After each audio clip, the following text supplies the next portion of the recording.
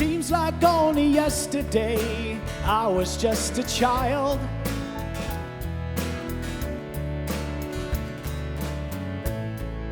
And all the clouds have blown away, leaving nothing but sunshine and a smile. Sunshine and a smile. Building a castle in an afternoon, sand between my toes.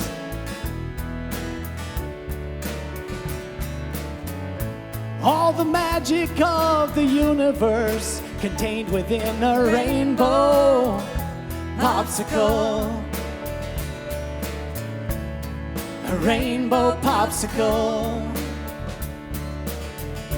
Who's the greatest kid in the world? I am. I am. I am. Now let's play. Now let's play.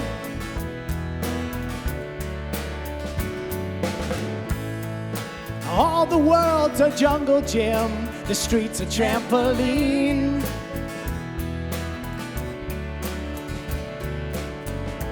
If you hear me playing, come on in. I need someone to shake my tambourine. Won't you shake my tambourine? Who's the greatest kid in the world? I am. I am. I am. Now let's play.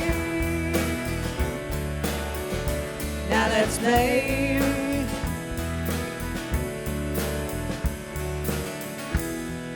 Don't let yourself get adulterated. Don't get angry, don't get jaded. Be joyful no matter what. Be grateful, no ifs or buts. No ifs or buts about it now. Let's get about it now.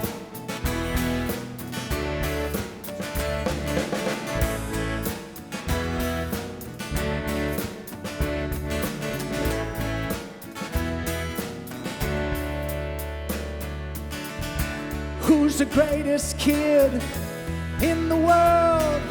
I am. I am. I am. Now let's play. Now let's play. Now let's play. Now let's play. All the magic of the universe contained within a rainbow popsicle. A rainbow popsicle.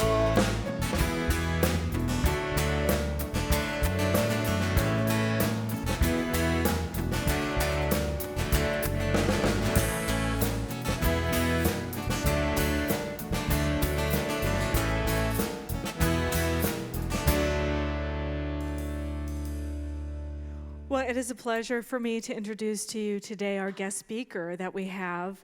Rabbi Olivier BenHaim is here, and he is a student of the Torah and the Jewish way of life. He has been for most of his life. He actually lived in Israel for close to 10 years, and he studied in Jerusalem with many teachers on the Jewish spiritual path. And he currently serves as the rabbi of Bet Aleph Meditative Synagogue here in Seattle. And he's a teacher of non-dual Judaism, rooted in Jewish tradition. And his intention is to explore one's Jewish identity where a person can foster their Jewish spiritual practice, which includes guided and silent meditations, mystical chants, and ecstatic music. So I love this. I'm very, very excited to welcome Rabbi Olivier with us today. Thank you so much.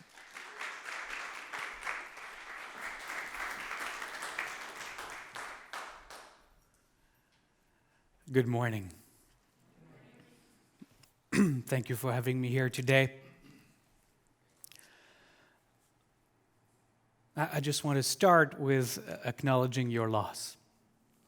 It is always a challenging time when a beloved member of a community passes away, and I know many of you here in this space or at home are feeling deeply the sadness and the loss.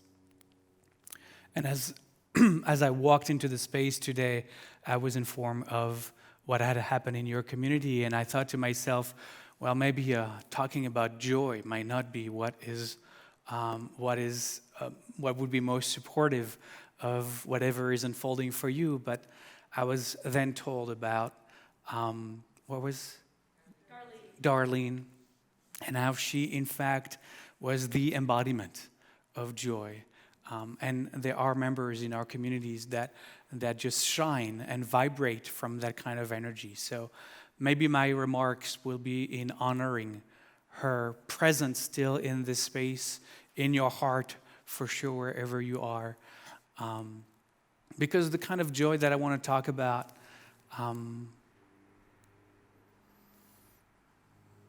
maybe goes to the core of who we are. And it's interesting that I chose as the title for these remarks to be the appeal and challenge of living from a place of joy, and that the circumstances of the day might tilt a little bit toward the challenge of it. And I chose to begin with to share from Jewish scriptures, from the book of Psalms. And there's one pithy, where compared to many others, a short psalm that I think embodies what I'd like to share with you this morning. Psalm 100. If you're at home, maybe you have the chance to grab a Bible and quickly find the page for Psalm 100. But I'm going to share with you how I read it from the Hebrew, and my personal translation, which always is an interpretation, of course. Psalm 100, a psalm of thanksgiving. Sing a song to the beloved, all the people of the earth. Serve the one isness with joy.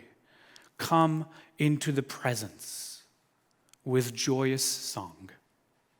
Know that the transcendent one is the immanent many. Know that from that you came, and that you are, and to that you return. Love has created us and guides us through the unfolding fields of life. As we enter your gates, Holy One, with thanksgiving songs, your courts with praise, we give thanks to you. Bless your unsayableness, for you are the goodness, endless kindness, truthfulness now and from generation to generation. Amen. It's a gorgeous little psalm that captures really what my remarks may be this morning. What is joy about? If we deeply listen to the words of the psalm. And I believe that what the psalm is pointing us to has nothing to do with the kind of joy that we understand as positive thinking. You know, that kind of practice that demands of us that we turn this frown upside down. Not that kind of transmutation of negativity, of anger, of upset, frustration, into this kind of a forced, fake emotion. That fake emotion of joy that really, in fact, is a denial or a repressing of something we're trying to push down, which actually might be what we need to bring up instead. And joy isn't a life posture, like something we must embrace and display at all costs and at all time. We are to always be the joy impersonated even when our hearts are broken into pieces, because we want to shine and pretend that we always feel good. And that kind of practice, which to me isn't true joy, is in fact a practice that ignores, in a lot of times, in a lot of ways, the darkness around us. The darkness in our world, the darkness in our life, the darkness in our circumstances.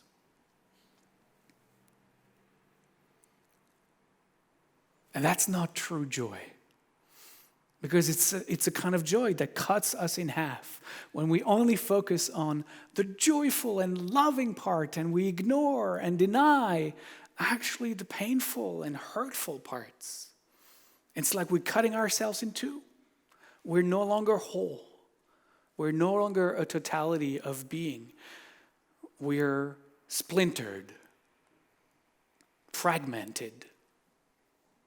What joy is also not is the materialistic pursuit of happiness. No accumulation of anything from cars to pints of ice cream will ever give us sustainable joy.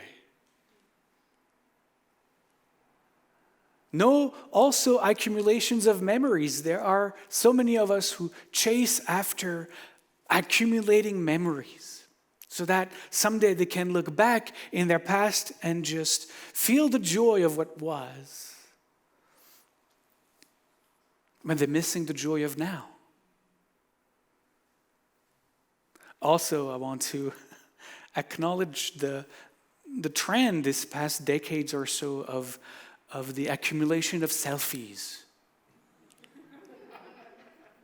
Those moments that we want to capture and we see in people's pages and Facebooks, and it's like they only live in amazing, beautiful, joyful moments surrounded by beautiful people in amazing places. And that's just the thread of their life, moment to moment. Their big smile on those, fake joy. The pushing of a kind of an image, maybe to convince ourselves that things are not as hard as they are. Kind of a way out. And that's not real. True joy, I believe, is something that connects us, as the psalm, I think, makes it clear, at a deeper level. Joy is truth. Deep truth.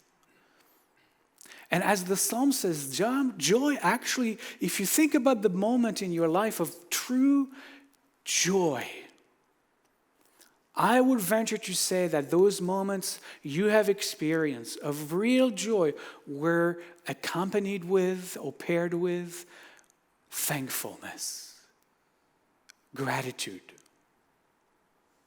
like your song. The rainbow popsicle is just this acknowledgement of with thanksgiving of that vibration of childhood. It's not fake. It's not made up. It comes from the deepest realization, the deepest knowledge, in fact, of our true nature. That we are not, after all, separate beings. separate islands lost in the raging seas around us. That we, each and every one of us, comes from the most sacred source of being. That we are beings that are actually made of that one light. Children of the one, as the Torah tells us, we are the children of the one. We are the embodiment, in fact, of the Most High. The Kabbalists, our teachers of Kabbalah, teach that this appearance of ours is but the garment that the divine presence is wearing. This body, the garment of the divine presence. It's like God is dressed up as us.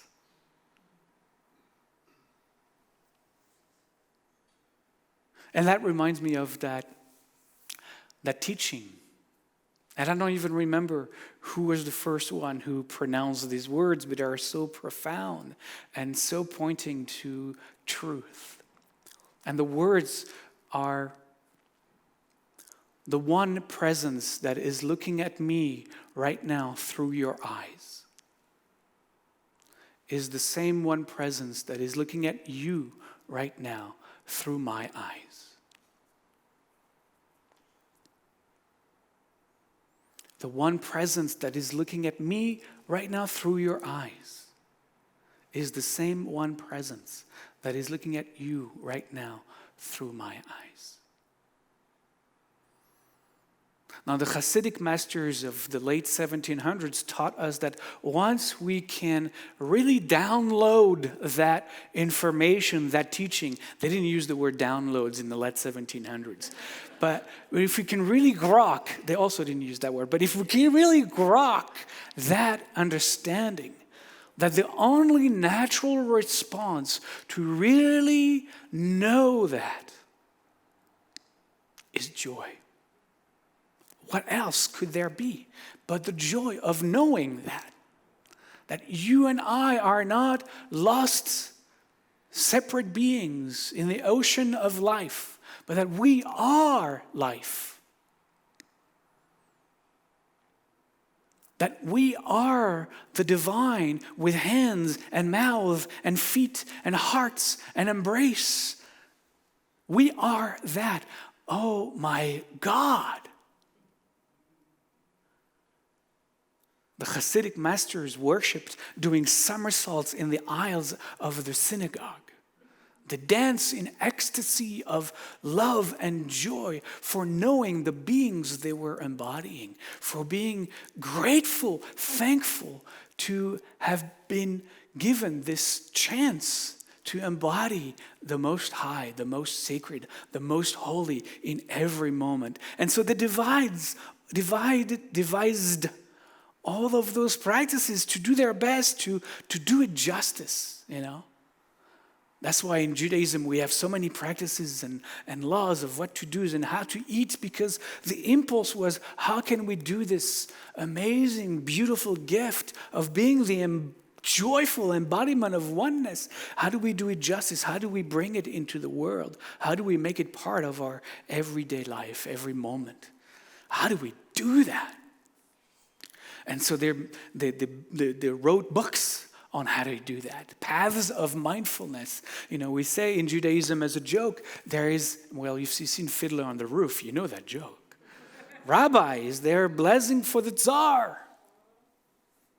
And the rabbi says in Judaism, there is a blessing for everything. Oh no, that was the sewing machine. That was a sewing machine. The Tsar is a different line, but it's the same. May God and bless and keep the Tsar far away from us. But there was also the blessing for the sewing machine. Why? Because that's how you embody it. That's how you embody that joy. You just bless the sewing machine. Of course. It too is the manifestation of pure oneness. God's costume. God dressed up as a sewing machine. These are, to me, the gates of understanding that the psalm is talking about.